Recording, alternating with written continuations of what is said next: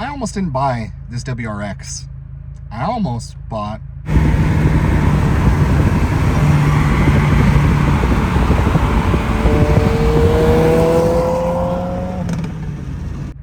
I almost didn't buy this WRX. I was actually dead set on buying a Volkswagen GTI. Now, it's gonna make a lot more sense in the next coming months why I was kind of considering that, and you guys are gonna have to wait for that. So in this video, you're gonna get my perspectives on why I chose the WRX over the GTI and why I was considering the GTI over the WRX.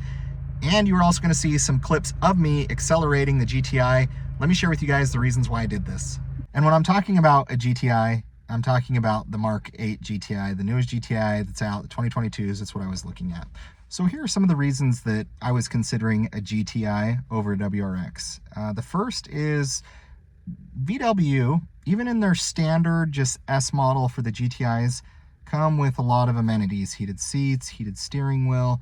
There's a lot of things that it comes with. Volkswagen, where they do a really good job, and especially German manufacturers, is they make even the base models feel really luxurious.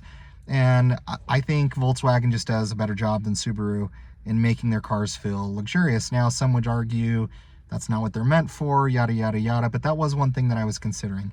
Another thing that was making me consider the GTI is the interior lighting. They have interior lighting in the back, in the front, all the gauges. It's super customizable. And I kind of geek out over that. I actually really like that stuff. Maybe that's not important to you guys, but that was one thing that was making me consider that. Another thing that was making me consider the GTI is with the stock exhaust, you can get a lot of pops. You can, modify those cars with an air intake and you don't need a tune. With Subarus and WRXs, you start modifying like your air intake, anything on the car, you need to tune it. And Subaru is just different just based on how kind of they are. Another thing that would make me, or made me kind of consider the GTI over the WRX is the amount of torque that they have. I have several clips for you guys as I was driving it, as I went about doing it. That car feels punchier and it feels faster than WRX.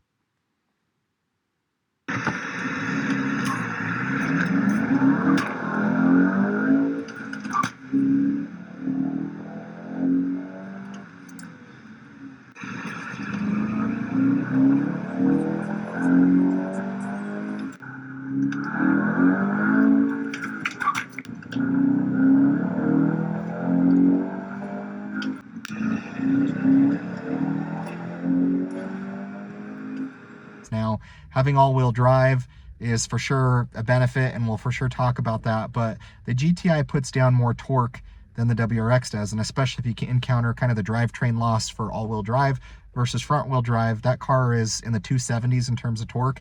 It feels punchier, it feels torqueier, especially down low. One other thing that I actually do like about the GTI, you actually have drive modes. Now, I honestly don't miss it a lot, but it is kind of fun when a drive mode can change the exhaust, it can change how the car rides.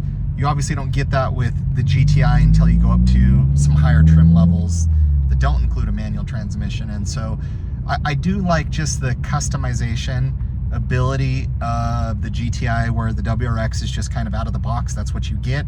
I do think that is something that was appealing to me over the WRX. So those are a few of the reasons that I was considering necessarily, the GTI over the WRX. I was still looking for something with 4 doors. I was looking something with more space. I wanted something turbocharged and I wanted something manual. Now here's some of the reasons that I didn't go with the GTI and why I went with the WRX. The first being the shifter feel.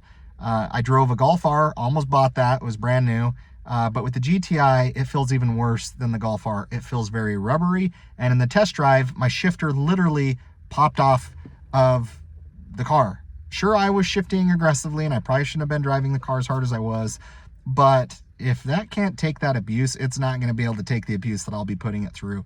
And I have some other subscribers that have the GTI and have had that issue. Now, sure, you can get that fixed. It's really easy to do.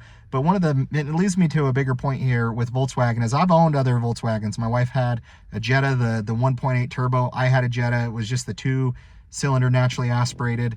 And both of those cars were a nightmare and they had issues. Now, one could argue that Subaru is just as unreliable as Volkswagen, and in some cases, that's probably true, in some cases it's not.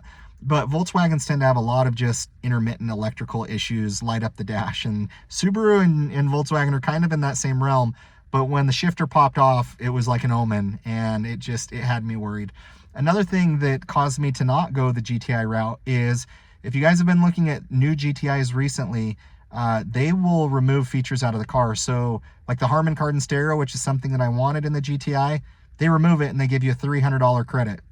Subaru wasn't doing that. In fact, they made it really easy to buy their cars, and they came with all their features. I'm now hearing on some of the Autobahn packages with the GTI, they're removing the ventilated and heated front seats in them. And so it depends on the manufacturer, but I really didn't like that they're removing a lot of the premium features out of the GTI, and that was really a deal breaker for me. And the last thing is the two GTI dealerships that I was dealing with, Volkswagen, I did not like their sales reps. I did not like their sales tactics. Even though some of them I could have got for a good deal, I just didn't have a good experience working with Volkswagen. Another thing that was also really tough that I really didn't like with the GTI is I did not like the amount of wheel hop that car would have. Being front wheel drive, wheel hop, it just will burn those tires. And you can even hear in some of my clips, first and second gears, it's roasting them, and it shakes the whole car. It does not feel good. And in the contrast of why I chose the Subaru over the GTI, shifter feel felt so much better. And some complain that the Subaru shifter sloppy, feels mechanical, it feels notchy. Even though I thought I wanted a more luxurious car in the GTI, I actually like the more raw feeling of the WRX. And believe it or not, this car feels more solid than the GTI, meaning it just, from shutting the doors to going over bumps. Now the suspension in this car is a lot more rough than the GTI, but at the end of the day, this car just feels very well put together. And I like the big infotainment screen. I didn't think I would like that. I love having all-wheel drive, especially where I live, and just being able to take this car around corners. This car would smoke a GTI going through corners, going through bends. It handles so great for an all-wheel drive car. I like that as you shift this car, you get a little bit of the blow-off sound, you get a little bit of the turbo sound. I like the massive hood scoop on the front, and with the right modifications, this car can look really good, and I think GTIs could look really good, and it's actually a car I would still like to own. Now, a lot of gripes about the GTI that people really give the Mark 8 a bad rap for is the infotainment. They've removed a lot of their physical buttons, although on the S trim you do kind of get the volume knob and the radio knob. I actually didn't find it to be a problem. I actually found it to be pretty easy to work with. What I don't like is all the piano black finish on the car. There's so much piano black finish from the gauge cluster to everything. It's just tough, but I do like the customizable gauge cluster, and I do want to own a GTI at some point, guys. I do. I still like them. I still am a fan of them, but I am very happy with my purchase. And I think really what sums it all up for me is, given the experience I was having of trying to buy all these premium cars, Nissan Zs, Golf Rs, Honda Civic Type R, Mach 1 Mustang, ZL1 Camaro, as I was trying to get my hands on more of these specialty cars, and as I was dealing with Volkswagen, they're removing premium features. I walk into a Subaru dealership, they're like, hey, no deposit. Do all your cars come with all their features? Yeah, all of our cars come with all of our features. And it just made for such a better experience. And the longer I've owned this WRX, in my opinion, it's the more luxurious WRX that they've made. It's the best tuned WRX that they've made. It's the best driving WRX that they've made. It feels on the same power level as an STI. It's tuned better. Ultimately, I'm very happy with my purchase, and I think Subaru's done a great job with this car. But as you guys can see, I was considering the GTI. I ended up in the WRX. Let me know if I made a mistake. Let me know if you guys have driven both. What would you have done? But I was looking around that same price point and ended up going the Subaru route. Did I make a mistake? Let me know. Thanks, guys.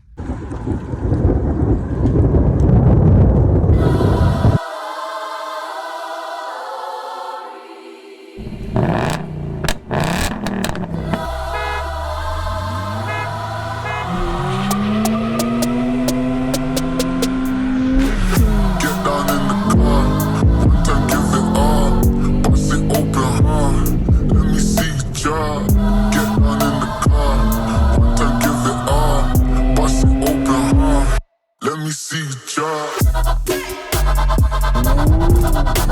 I fucked up, this was okay, we hustle, but the nothing.